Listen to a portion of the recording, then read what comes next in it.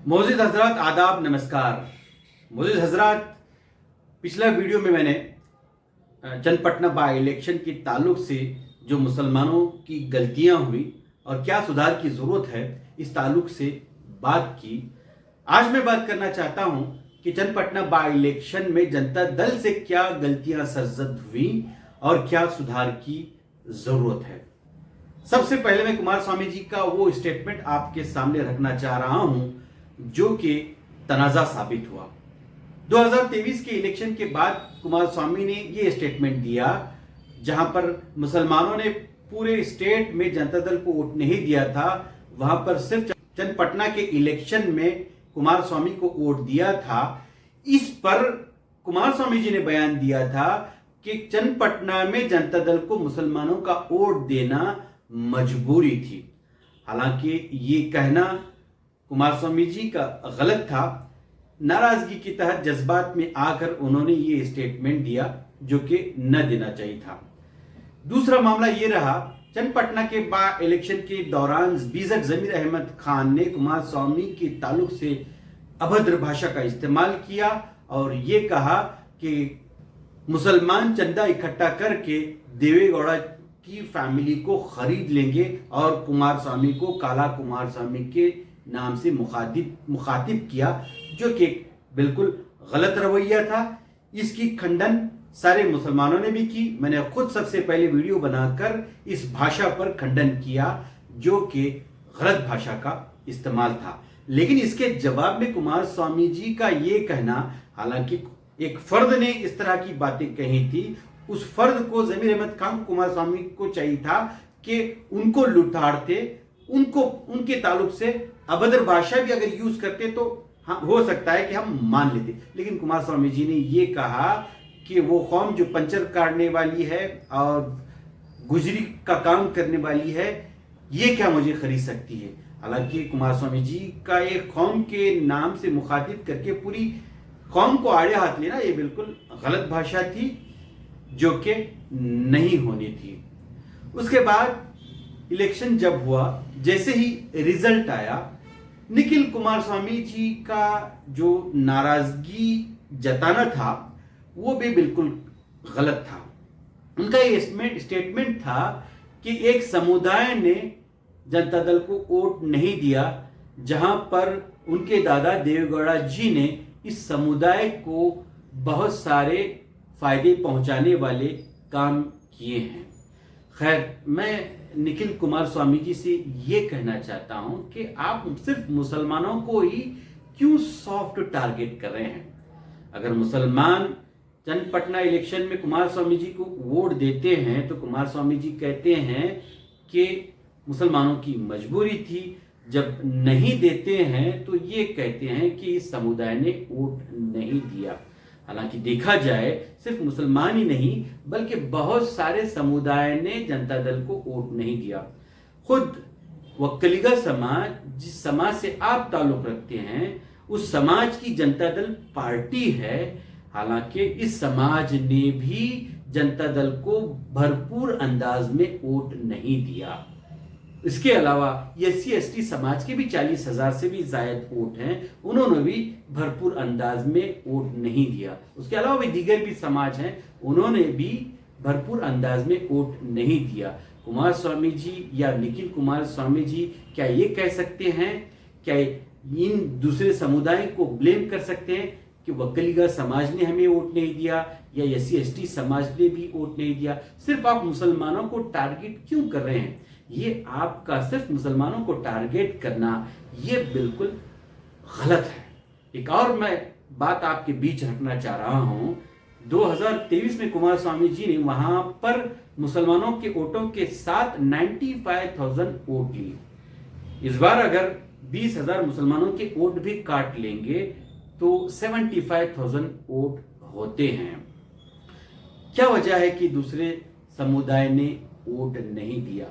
हालांकि होना तो ये चाहिए था कि इस बार बीजेपी जनता दल के साथ है। कहां गए बीजेपी के वोट, ये भी सोचने वाली बात है। हालांकि इस इलेक्शन में बीजेपी के बड़े बड़े दिग्गज नेता आकर निखिल कुमारस्वामी के लिए प्रचार किए थे। सवाल ये पैदा होता है कि इतने बड़े दिग्गज नेताओं के प्रचार करने के बावजूद भी बीजेपी के वोट क्यों नहीं मिले? क्या निखिल कुमारस्वामी या कुमारस्वामी जी इस बात को कह सकते हैं कि बीजेपी ने धोखा दिया, बीजेपी के वोटरों ने जनता दल को वोट नहीं दिया? इतने बड़े बड़े दिग्गज कैंपेनिंग करने के बावजूद भी बीजेपी के वोट नहीं मिलना, ये सोचने और समझने वाली बात है। लोगों का कहना यह हो रहा है, क्या एनडीए में जो कुमारस्वामी अपना वर्चस्व बढ़ा रहे हैं, क्या ये वर्चस्व बढ़ाने को लेकर बीजेपी के जो नेता है कर्नाटका के नाराज चल रहे हैं? क्या इस वर्चस्व को कम करने के लिए या खत्म करने के लिए क्या बीजेपी के नेताओं की चाल है कि उन्होंने बीजेपी के वोट जनता दल को या निखिल कुमारस्वामी को ट्रांसफॉर्म करने में नाकाम हुए? बहुत सारे रीजंस हो सकते हैं। सिर्फ मुसलमानों को टारगेट करना ये बिल्कुल गलत बात है। मैं ये भी मानता हूं कि मुसलमानों ने पिछले 2-3 इलेक्शन से भरपूर अंदाज में जनता दल का साथ नहीं दिया। इसमें सिर्फ मुसलमानों की गलती नहीं, बल्कि जनता दल की लीडरशिप की गलत स्ट्रैटेजी की भी गलती है।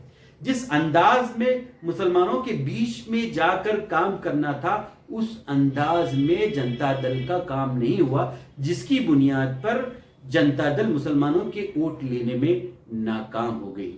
तो मैं निखिल कुमारस्वामी साहब से या जनता दल के दूसरे नेताओं से यह कहना चाह रहा हूं कि आप ये जो इलेक्शन हुआ है, सिर्फ मुसलमानों को ब्लेम करने की बजाय वो असबाब को तलाश करें, वो रीजंस को तलाश करें जिसके तहत हार हुई, और असबाब को तलाश करने के बाद ये सोचें कि आगे अगर पार्टी को जीत दिलाना है तो क्या स्ट्रैटेजीज अपनाने की जरूरत है।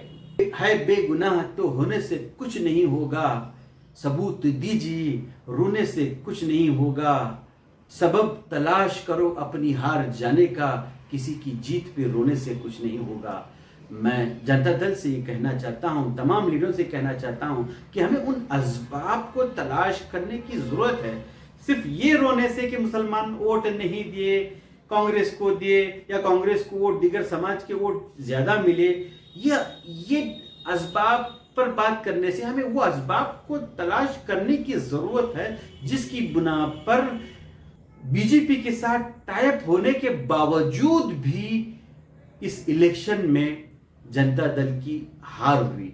होना तो ये चाहिए था कि बम्पर जीत होती, लेकिन यकीनन कुछ असबाब हैं जिसकी बिना पर जेडीएस कमजोर होती जा रही है। जरूरत इस बात की है कि जनता दल बजाय इस नफरत वाले मादे को दिल में रखते हुए हम वो काम करें कि कैसे हम वोटरों को लुभाएं, कैसे हम मुसलमानों का दोबारा साथ लें। हम किसी समुदाय को छोड़कर इलेक्शन नहीं कर सकते। बीजेपी का मामला तो और है, लेकिन जनता दल की बुनियाद तो सेक्युलरिज्म पर है। आज भी मुसलमान देवेगौड़ा को बेहतरीन सेक्युलर लीडर मानते हैं, और मैं यकीन के साथ ये भी कह सकता हूं कि कुमारस्वामी भी एक बेहतरीन शख्सियत के मालिक हैं। उनका दिल बहुत बेहतरीन है, वो अंदर से सेक्युलर है, लेकिन उनकी नाराजगी की वजह से आज इस तरह की वो बातें कह रहे हैं। लेकिन न उनके दिल में किसी तरह का मुसलमानों को लेकर द्वेष है, न देवेगौड़ा जी के दिल में मुसलमानों को लेकर किसी तरह की नाराजगी है। जरूरत इस बात की है, हम स्ट्रैटेजीज बनाने की जरूरत है जेडीएस को कि किस तरह से फिर एक बार जनता दल में मुसलमान भरपूर अंदाज में शामिल हो और जनता दल के लिए काम करें। हम यकीन के साथ ये भी कह सकते हैं कि जिस तरह से जनता दल को मुसलमानों ने भरपूर अंदाज में वोट देकर देवेगौड़ा जी को चीफ मिनिस्टर बनाया था, देवेगौड़ा जी को प्राइम मिनिस्टर बनाया था, कुमारस्वामी जी को चीफ मिनिस्टर बनाया था, यकीनी तौर पर दोबारा उस तरह का मामला हो सकता है। फिर एक बार जनता दल भी इख्तिदार में आ सकती है, लेकिन मिल बैठकर जो भी नाराजगियां हैं उसको सुलझाने की जरूरत है। न जनता दल मुसलमानों को छोड़कर आगे बढ़ सकती है, न मुसलमान जनता दल को छोड़कर अपने सियासी मुफाद में आगे बढ़ सकती है। आपने मुझे सुना, बहुत बहुत शुक्रिया। आदाब, नमस्कार।